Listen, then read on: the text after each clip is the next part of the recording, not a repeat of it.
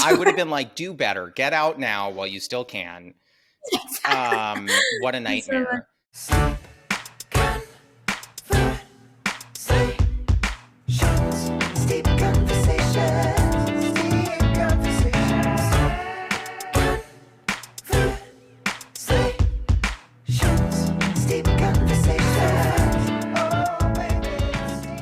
And do you have your tea?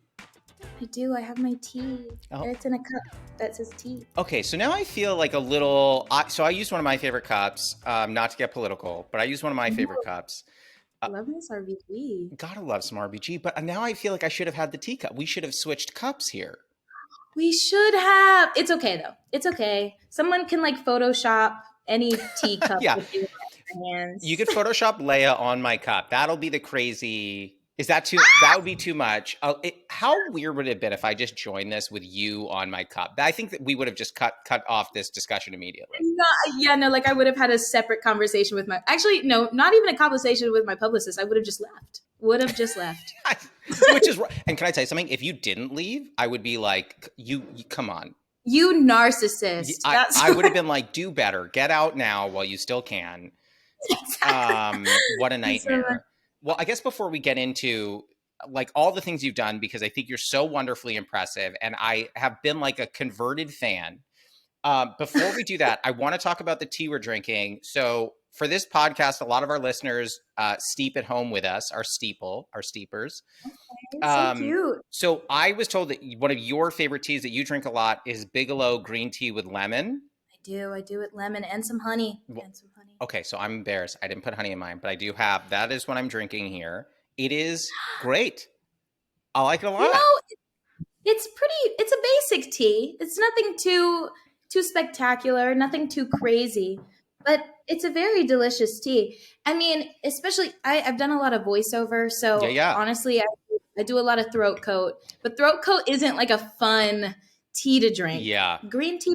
I feel like I'm having a very casual talk with a new friend. Oh, I love it. I will tell you. So way back in the day when I was this is going to age me a little bit, but when I was starting at 16, I used to tour with a band, and it was a whole long thing. It was great. It was a blast. But to your point, 99% of the time I was on throat coat. I was taking. I don't know if you ever taken Fisherman's Friends. Have you ever taken that? No, but I've definitely heard of it. So I'm gonna be honest, like especially for someone that's doing voiceover like you, don't do it because what it does, it's like this lozenge, and you're like, okay, cool, like and it numbs your throat. So I was doing like, an hour and a half show back to back 2 nights in a row, and if you're numbing your throat, I had no idea what I was doing to my voice. Oh my gosh! Wait, what do you mean numbing it? So would it just like? Would you be able to get anything out of your voice? Oh, yeah. You can sing. Like, listen, I was hitting some notes I shouldn't have been able to hit. But then when you're done, when it wears off, you go, oh, that's sore. Like that. Oh, that doesn't. Oh, my gosh. Ooh. It's painful. It was. There's strong after effects, I hear. Yeah. So I would say stick with the throat. Listen, I love the throat coat. I'm here for it.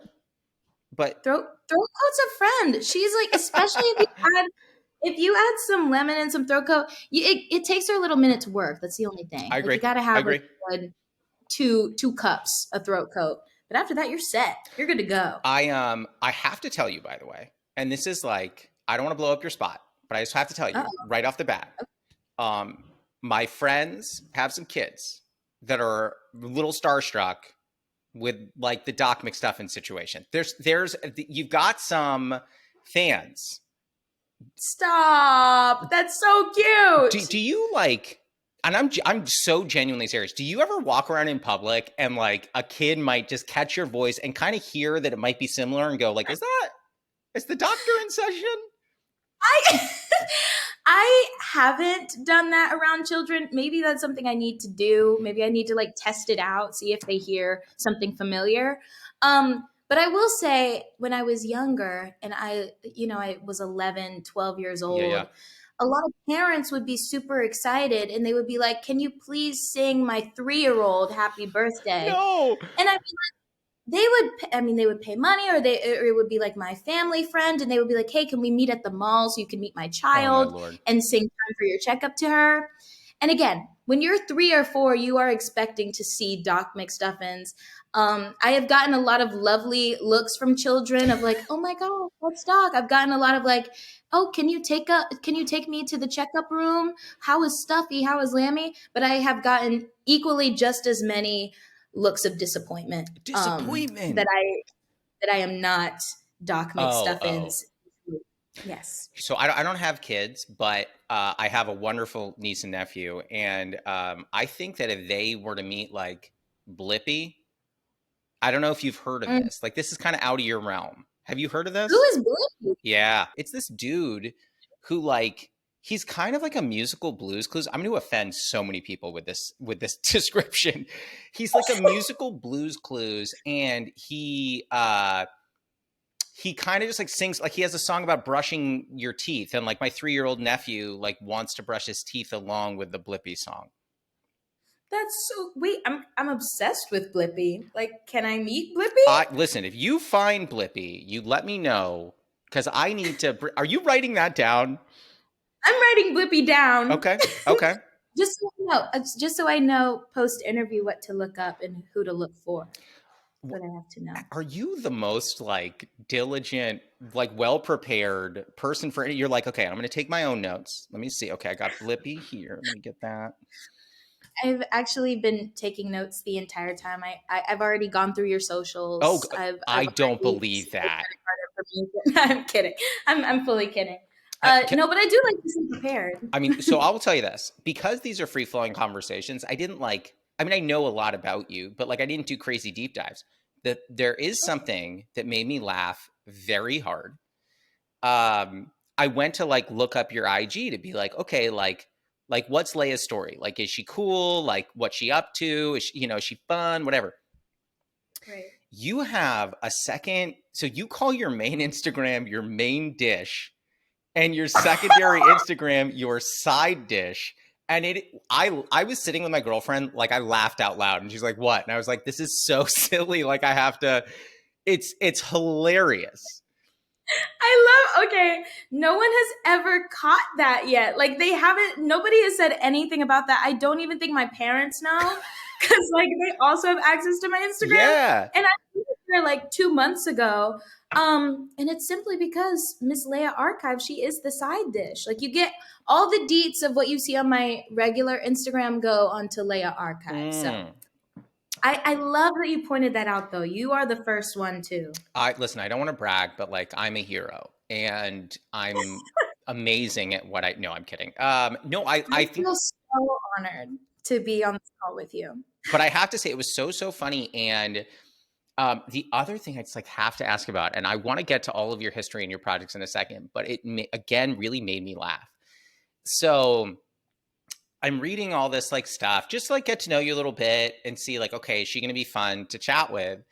And I come across that you're a big rollerblader. Is that real, or is that just like someone covered that and it's nonsense? No, like it's definitely real. It's Wait, what made you just be like, okay, like CBS, here's what I need to do. Okay, you can put my bio, but make sure you put down loves rollerblading. Look, I don't know how they found out that information. I'm sure my mom or dad said something about it, but look, I love to rollerblade. So on the nap front, I want to take back on the nap front here. So I was looking at all the stuff you do. You are probably one of the most productive people I've ever read about.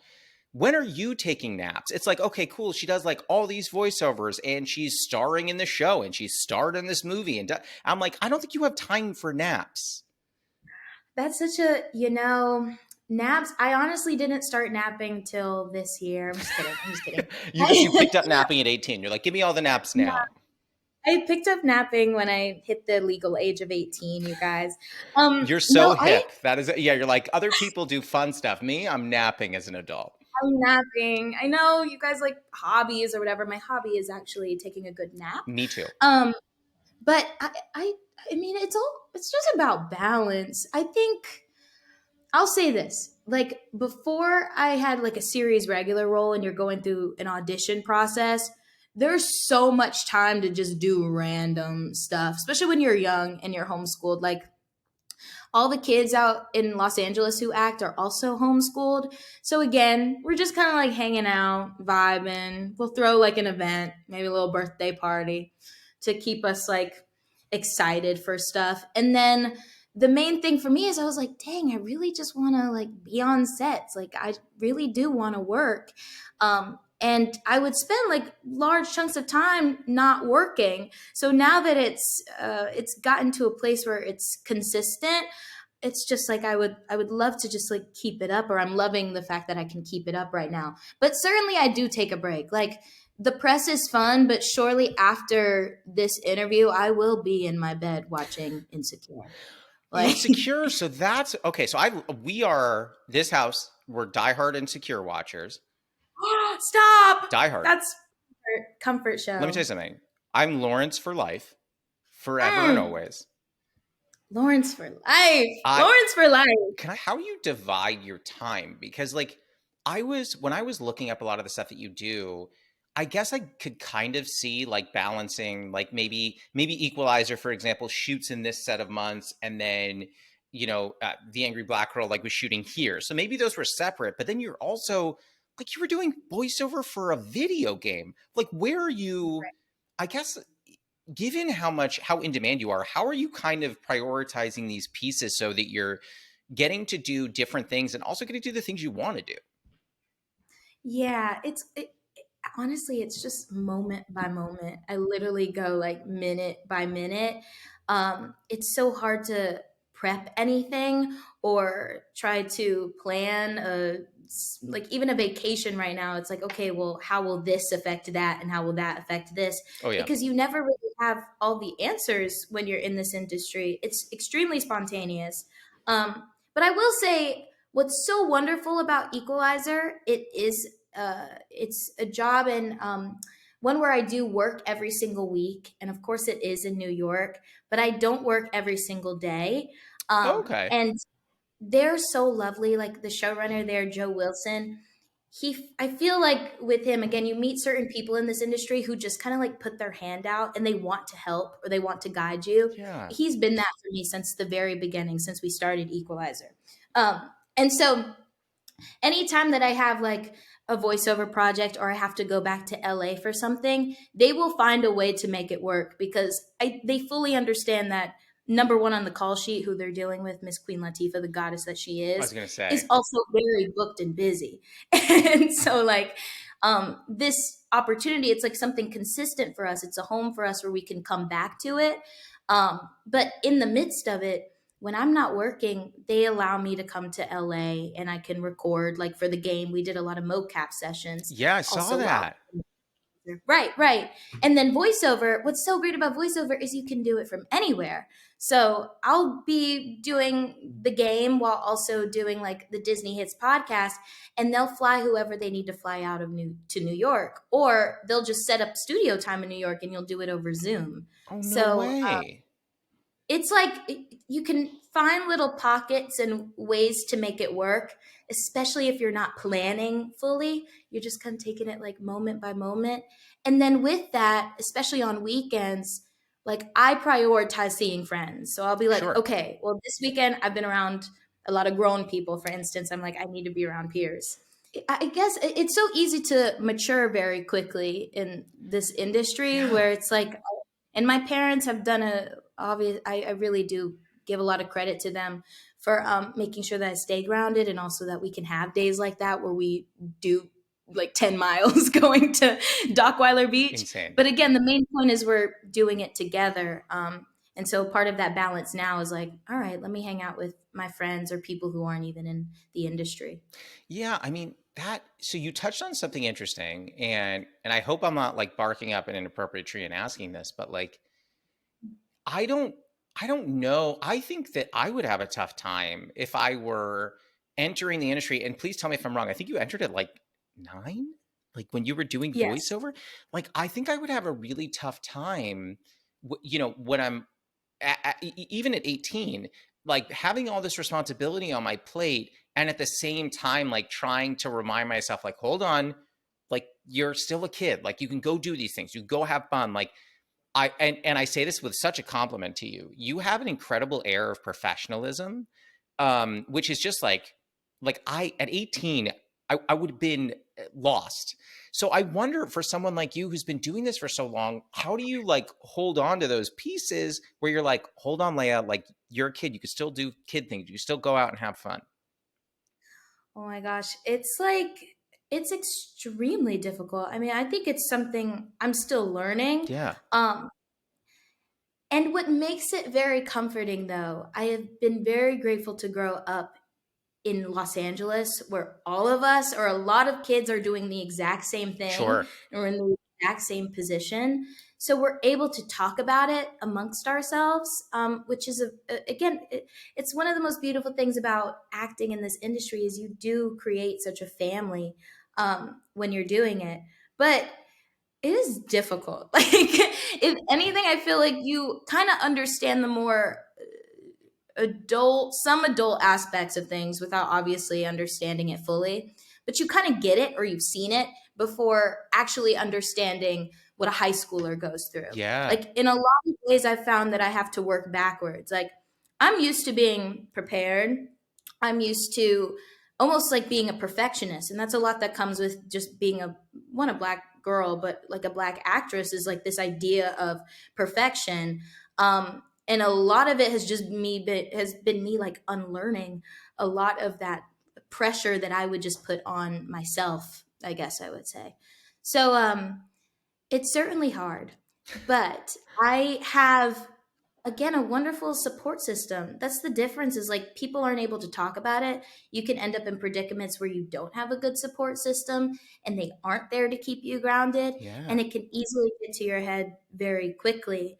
But to me, I've always looked at acting and as all this at the end of the day is just fun. Like there's pressures on it because I think for me I want to do good and you want to do a good job, of course. Yeah. But if you treat it like, and what I always used to remind myself, and I still do, of course, but when it was hard and I felt I was putting too much pressure on myself, I just remember like the 8-year-old girl who went and sang popular at the talent show in elementary school and how she had no fear, it was just completely fun for her. And at the end of the day, who won overall that night? It was the girl who literally didn't care, and it was me. Okay. So, Yeah. like, you are just able to, like, free yourself from certain expectations and just keep it fun. Like, at the end of the day, you're playing pretend, y'all. Like, and I- we're all people. You can treat it as like an athlete. Like athletes actually have to focus on their body and yeah, focus yeah. on mental hurdles for themselves. Um, Acting is one of those things where there's not really even a time limit on it. You can act for the rest of your life. With a gymnast, you stop at like 24, you know? If that, yeah. If that. So, um, there's so many little like gifts that you're able to get from this industry, but like the way to remain grounded, at least in what I've found, is just going back to like that first moment I felt true just freedom and like love from it. If you're able to carry that freedom and that like childlike sensibility through what you do, then you're good. And then you have your friends and you're able to also like just be 18 I was gonna with say, them. do you have like friends that are outside of the industry where you're like, man, I was like on this shoot and we were doing this and that, and they're like, yeah, cool, like let's go get a piece of pizza. Like I don't, like I'm not in there. They don't care. Like, of course. I certainly do have friends who aren't in the industry who like do not have one care in the world about like the TV shows or interviews or any of that. But also there is a sort of comfort in having actor friends as well. Some of Yeah. them go to regular school out here or they're going to regular college. And you'd be surprised at how much we don't talk about acting.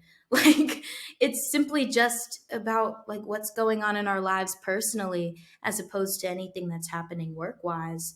Um so again, it's all about balance. At the end of the day, it's just like you can compare this to soccer, you can compare this to dance. The only thing is it's an adult industry from a young age and that kind of changes the dynamic, I think. Yeah, I mean, I would imagine that up until you were regular on the Equalizer, I would imagine, and tell me if I'm wrong, like it had to have been hard when you're moving from project to project to kind of like maybe find a mentor, right? Like once you're, I guess in general, before the Equalizer and now that you're on the Equalizer, do you have people that you see regularly who's kind of like taking you under their wing? Like, is Queen Latifah like, hey, I got you? Like, if you have questions, you text me. Oh, that's so. It is one of those weird things where, gosh, that's such a lovely question and even thing to consider is like mentorship and who's actually out here that's like again lending their hand Yeah, to you yeah. because it's so rare. It's extremely rare. It's one thing to like mature, younger, or whatever, and maybe struggle to fully relate to other teenagers. But like even being in the industry, it's hard to find people who are willing to take the time with you to give you certain advice or different gems. Um, a lot of it on Equalizer or on other projects that I've been on. Like for instance, I did Quantico in Yeah, yeah. 2017 and it was like I worked with Priyanka Chopra, and that was like my first time seeing a woman lead a project in the way she was leading it. That's Like awesome. it was amazing and it impacted me completely. I was like, oh, that's what I want to do. Like, I want to be just like that. Um, and even in those 2 weeks, it was like a 9-day shoot. I was barely there, but even just watching her, I was able to gain so much. I will say, like with Queen, it's the same thing where you watch her and you literally are able to gain so much knowledge. And she'll hit you with like a random story or random advice when you're not asking for it. So she won't be Uh-huh. like, hey, yeah, if you have any questions, like let me know. She will just tell you. Who's really been that for me has been Lorraine Toussaint. She's like my second mom. We call her like Auntie Lorraine too. How cool. She has a daughter, and like we're like family. And she's also been in this industry for a long time. She fell in love with it when she was 7. She went to Juilliard, did a lot of theater. Um, she just has this way about her where she's able to set a boundary of like what she wants, but also is so caring and kind and generous with her time. And she's offered me so many gems. If I have any questions, I go to her.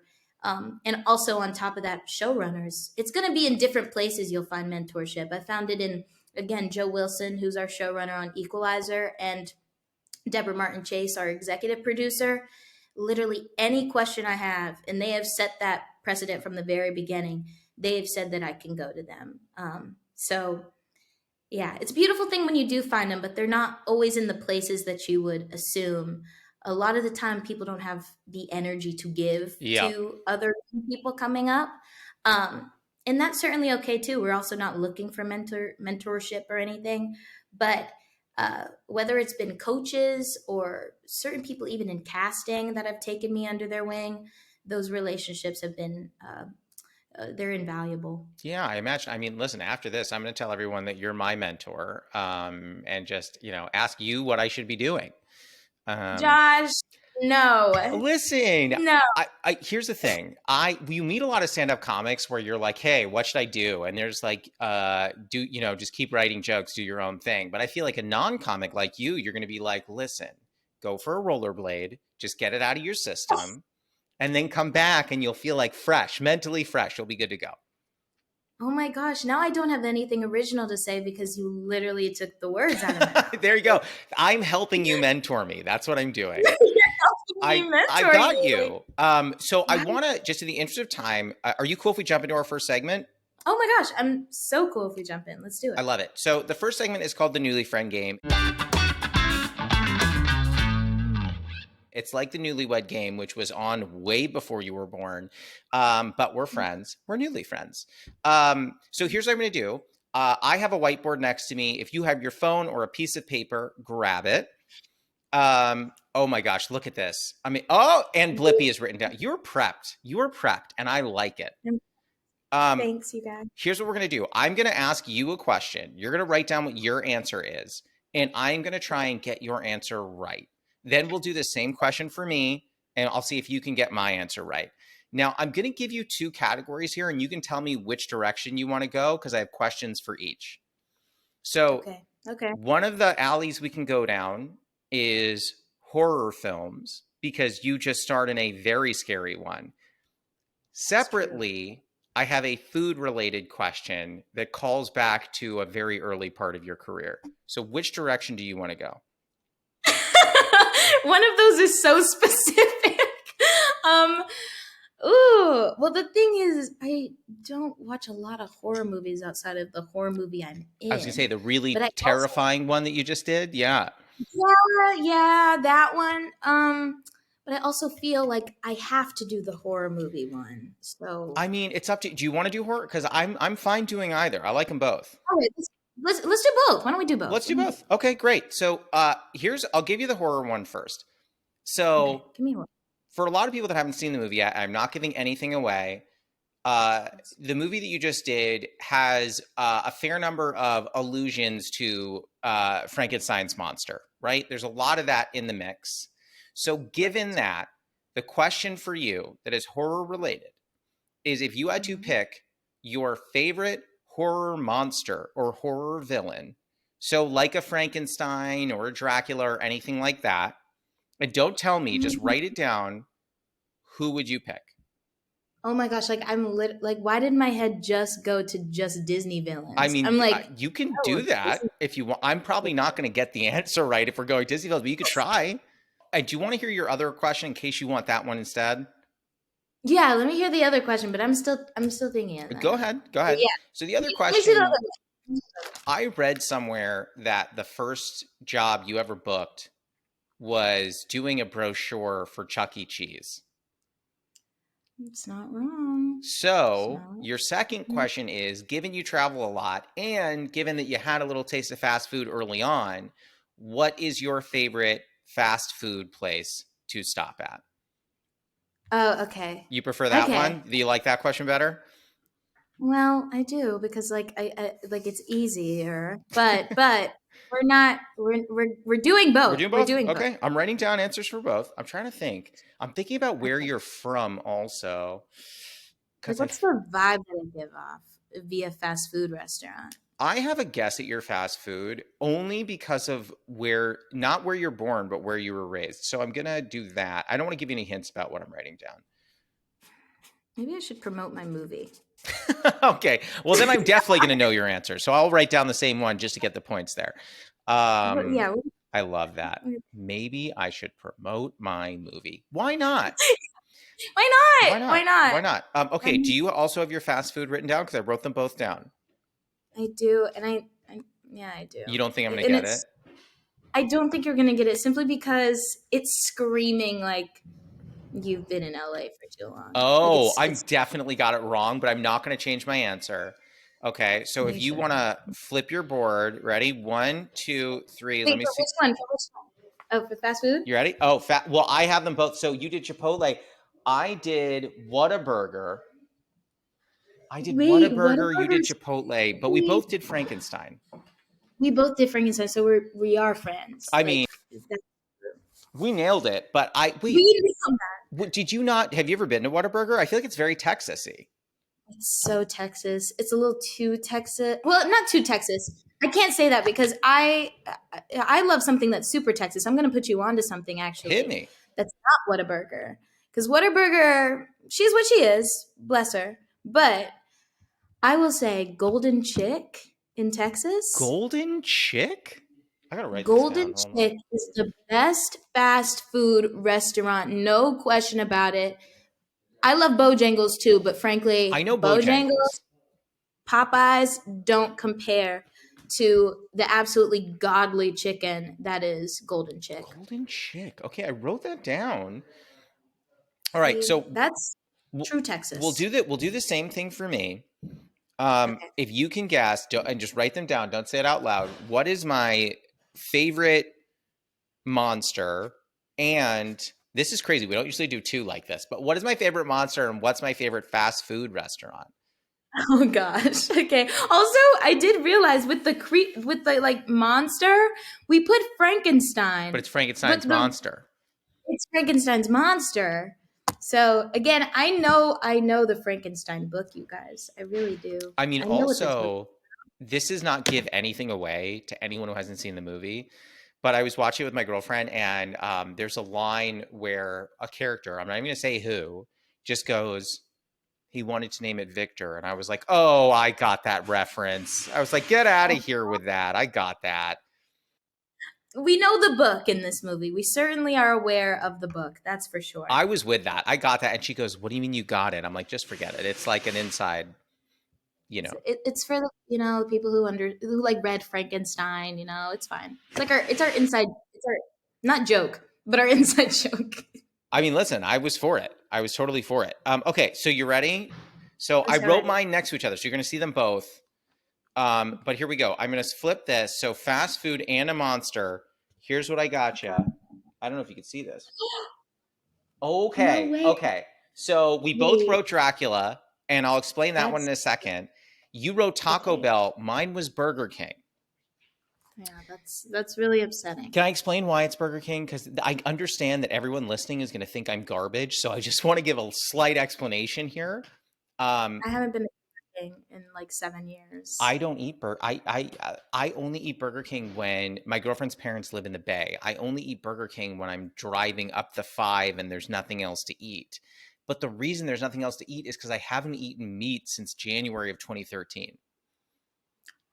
Oh my gosh. Well, that's amazing. Well, congratulations. Thank you. I don't brag about it, but like Burger King has an Impossible Whopper, and so that's why I choose it because I go there for that.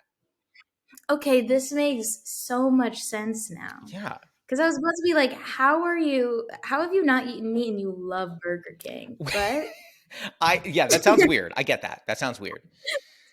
just the way that it was proposed was such a crazy way to get there. But we got there and it makes a lot of I feel sense. like we did well. But I do want to like because I know you're going to have a heart out soon. I really need to ask you. You've done Yeah. so much crazy stuff. It's a long way from Doc McStuffins to a body snatching, bringing monsters to life role. Like what Sure. when you I assume you get a boatload of scripts. When you read this script, what made you think to yourself like I'm going to nail this. Like I'm going to crush this. Um Okay, well, when I think the main thing that stuck out to me at first was the title. Like Yeah. the title is one of those things where it's just you can't shy away from it. It's right there in your face. So it intrigued me in wanting to read more about it.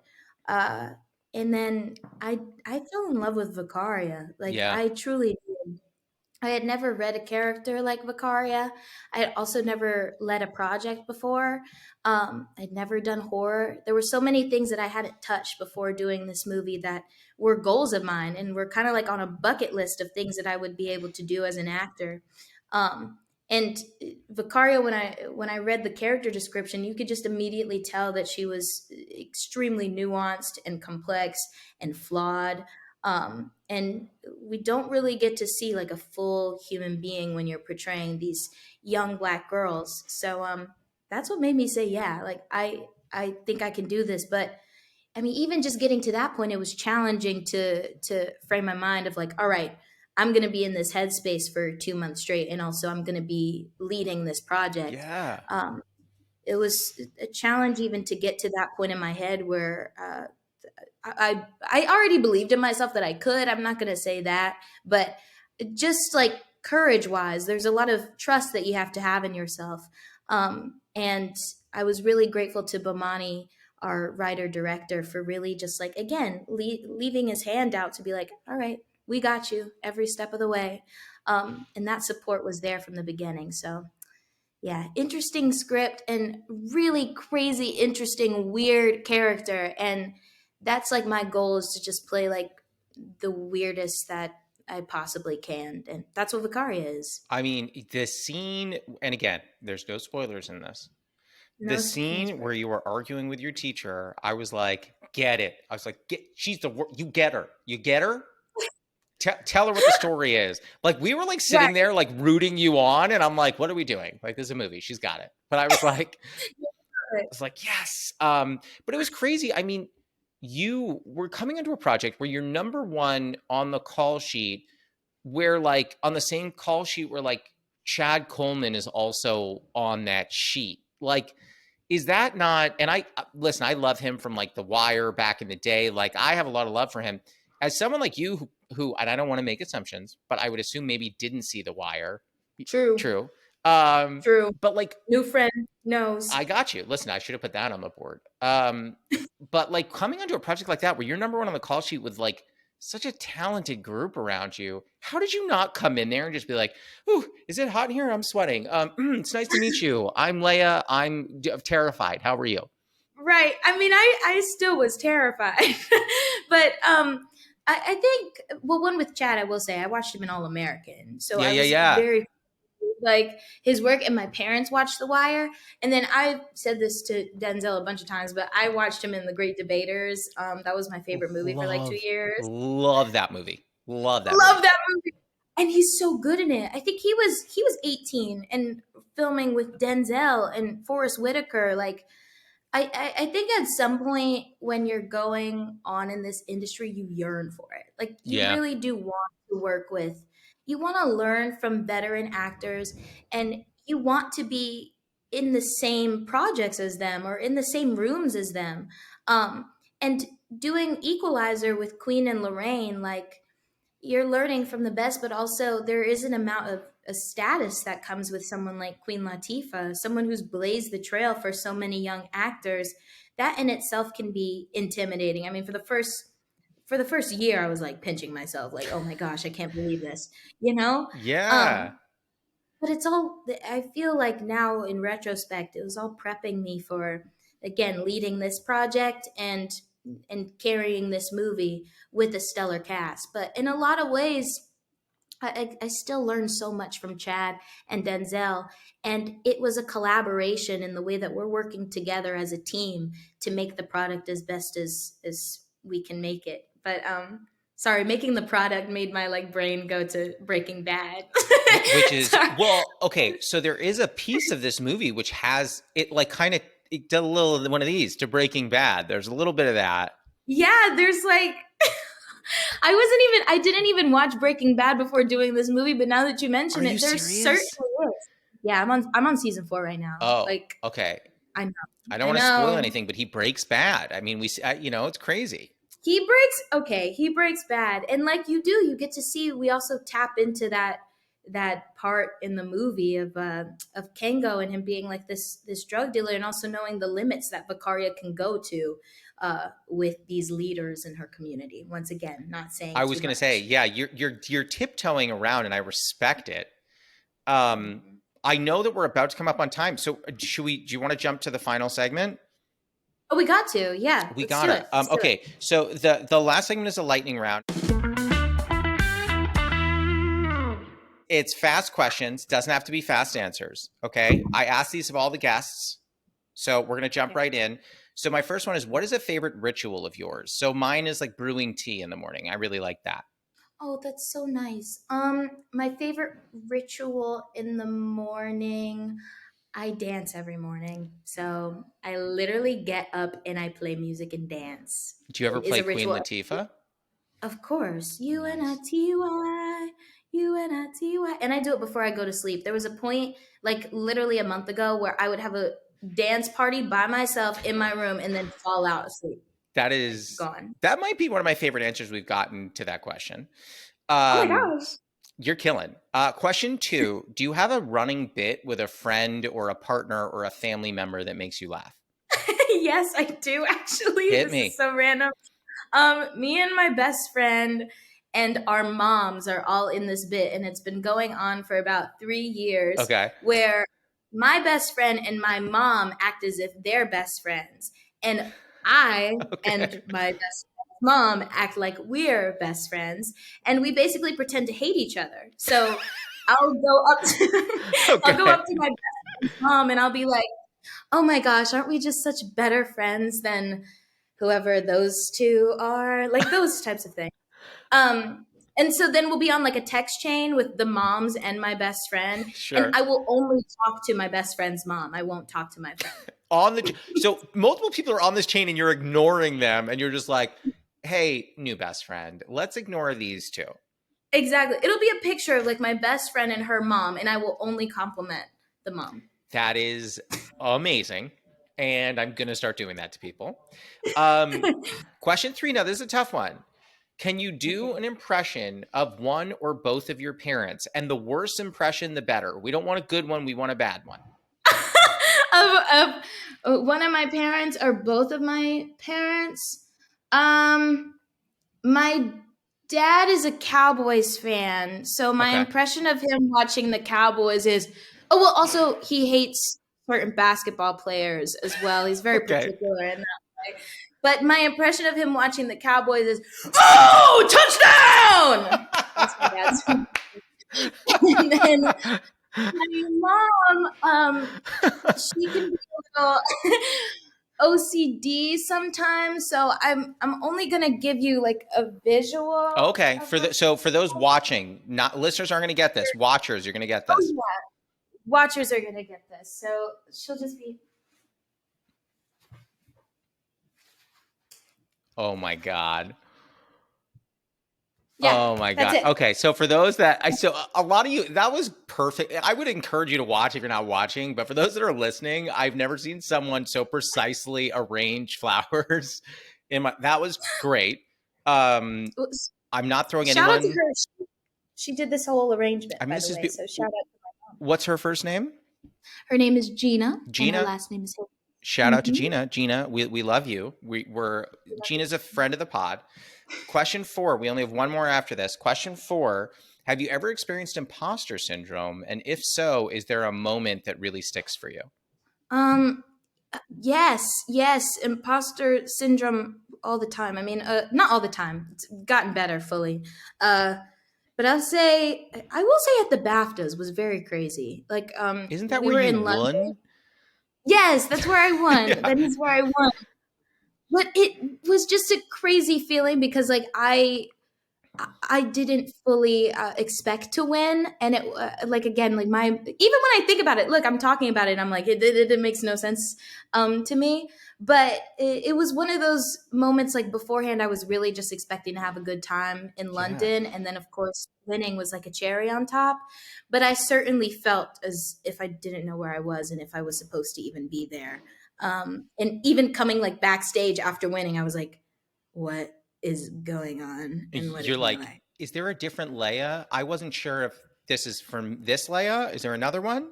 No, literally, you can actually watch the tape back. Like, see when they say my name, and my face like drops, and I literally couldn't stop giggling the entire time. I was like, oh my God, who is that? You're like, the entire who just won that? And they're like, it was you. Who You just did. won that? You.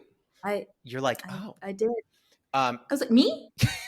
Yeah. Now, the final question, and you kind of may have answered this already because we did talk about throat coat, but the final question, I usually ask what your favorite tea or comfort is, but I know you drink tea. So what is your favorite tea? My favorite tea, I have kind of multiple that I go back and forth from. So I do love a lemon herb tea. Yeah. Green tea, of course. My throat coat, she's my friend. And also, I just tried Earl Grey tea in London. And she's a good time. I will have more Earl Grey as well. I mean, I love Earl Grey. I think that's a great answer. I will shoot a note to whoever we're coordinating through with some tea recommendations for you, if you would so like them. I drink tea all the time. Please give me more tea recommendations because I feel like mine are very basic. Like, that's okay. It's okay, but as my new friend, I would really appreciate some new tea recommendations. I've got you covered. But that's the whole podcast. How do you feel? Was this fun for you? You good? This was so much fun. This was like the most fun I've ever had in an interview. So thank you for that. We did it. And for those who are listening at home, I'm going to be honest. You need to be prepared to be scared if you're going to watch this because it did scare me. But The Angry Black Girl and Her Monster, it's coming out. Please give it a watch. The wonderful Laya killed in this. Kind of literally, but not really. But like killed in this. You were so great. I'm so excited for this movie to come out. Thank you so much, Josh. I really appreciate it. And thanks everyone who's listening. Yeah. I hope you guys are watching. Yes, and go follow her. I'm sure you've got a bajillion of those, but go follow her anyway. Yes, please do. At Laya DeLeon Hayes. Plug. Done. That was Laya DeLeon Hayes. You can follow her on Instagram at Laya DeLeon Hayes, on TikTok at Laya Hayes 22, and on Twitter at Laya Hayes. Steep Conversations is produced and edited by Elliot G.B. Our associate editor is Martin Alvarez. Our theme song and additional music are by Oliver Hymack. Our cover art was done by Neil Fraser with photography by Matt Mazisco. Social media by Dia Villegas. Please write a review and rate our podcast on Apple Podcasts and wherever else you can. You can send any questions, comments, newly friend game suggestions, or tea suggestions to steepcombos@gmail.com or tweet us at steepcombos. I'm Josh Lanzette, and you can follow me on Instagram, TikTok, Twitter, YouTube, and Facebook at Josh Lanzette. We'll be back next week, so until then, happy steeping. I saw him at a coffee shop and just like grabbed my girlfriend's arm and was like, "That's Lawrence." Like I didn't say anything because I'm not that guy. But I was just like I wanted to just go up to him, be like, "You're the man." You should have been that guy. You really should have been that guy in that instance.